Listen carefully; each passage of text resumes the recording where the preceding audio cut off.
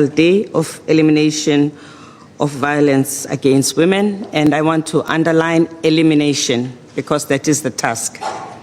16 days is an opportunity for us to highlight what we are doing, what the situation is, but 365 days is to do the work. So that what we highlight today is a lot about what we are going to do in the 365 days. And today we will hear some ideas about the work being done and what still needs to be done. And of course, next year, when we mark the 25 years of the implementation of the Beijing Platform for Action, we will be committing ourselves to do more work.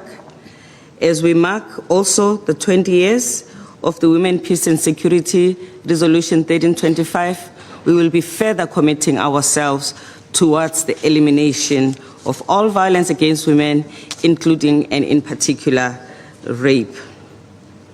We will be dubbing the campaign next year Generation Equality, because we're claiming that we are going to be that generation that will change things, because we know so much now about what needs to be done, what works, what goes wrong, and we've mobilized a lot of people from every walk of life.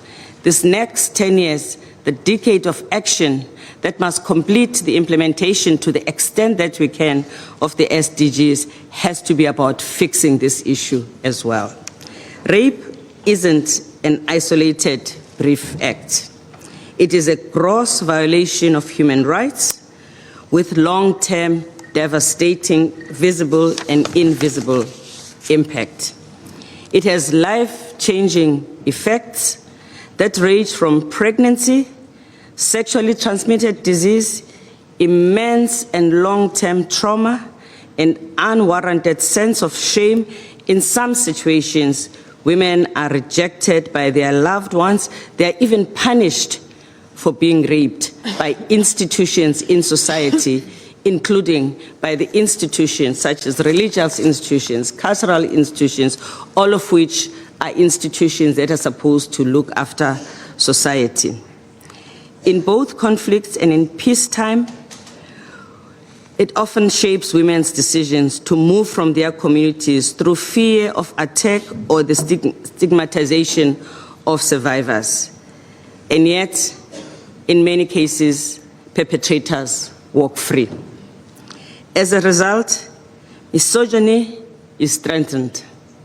It feels like it is rewarded, it is tolerated, and therefore it makes it difficult for us to give a strong message to perpetrators that this crime has consequences.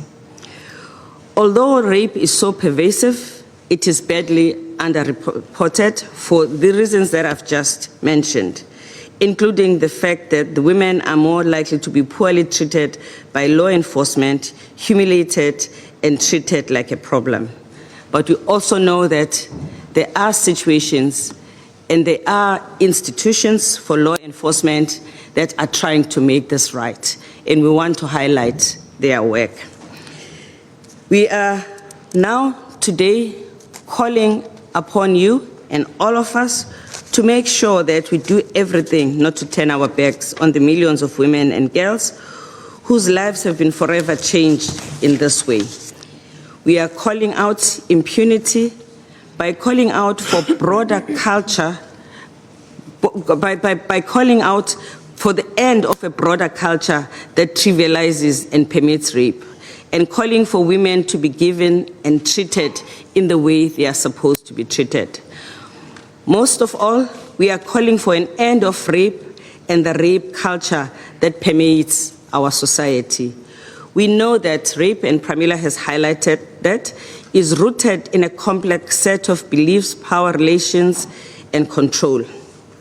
Dominant norms of masculinity assume that men's sexual entitlement is a given, and they create an expectation that men can control and coerce women, particularly in relation to sex.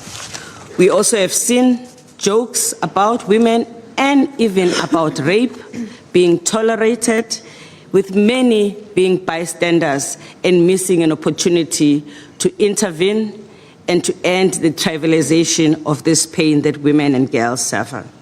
Today, we are also calling on governments and services to take the positive steps necessary to scale up the response, which must include increasing accountability by making rape universally illegal, including in those countries which still allow marital rape, and holding rapists to account in every country that is a member of the United Nations.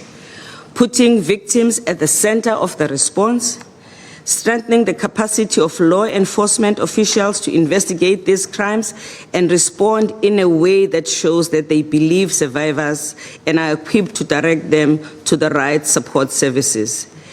Ending all forms of cultural practices and eliminating homophobia. Increasing the number of women in the police forces and supporting survivors with all legal aid and essential services that we can provide in our countries. One of the ways we tackle violence against women and girls at UN Women is through the multilateral respect framework, which informs policymakers about how to prevent and respond to violence against women with a collective commitment to action. Through the UN and EU Spotlight Initiative, we are also working to transform the inequalities that drive gender-based violence and eliminate global acceptance of sexual abuse and harassment of women and girls. Today, I also want to congratulate the UN Trust Fund to End Violence Against Women for achieving its resource mobilization target for grant giving to civil society organizations 1 year ahead of schedule. Because these civil society partners, as you will hear, do an exceptional job. I want to also thank you for all the good work that you do. Thanks to the voluntary contribution by member states and from the EU UN Spotlight Initiative, the Trust Fund has now been able to invest $40 million in more than 90 civil society organization projects in over 57 countries, working to prevent and end violence against women and girls just in 2019. And we will double the grants in 2020. And thanks again to the member states that have made this possible. 2 weeks ago, I was in Bosnia-Herzegovina at the first ever global convention of the UN Trust Fund to End Violence Against Women grantees. One of them, of the participants, there is Anya, is here with us today.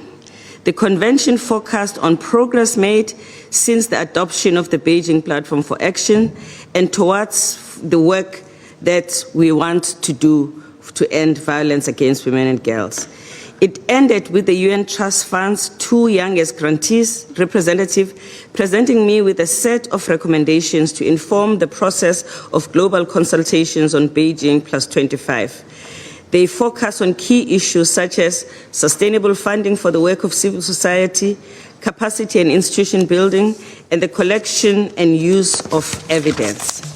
I am fully committed to take these recommendations forward in upcoming meetings with some of you and deliberations, and to make sure that this becomes a crucial part on our work for generation equality. Excellencies, ladies and gentlemen, brothers and sisters, we are generation equality. If not us, who? Our responsibility is to end rape within a generation and to do all we can in the decade in the next 10 years, which is the decade that must make sure that we score very high on the implementation of SDGs. Well,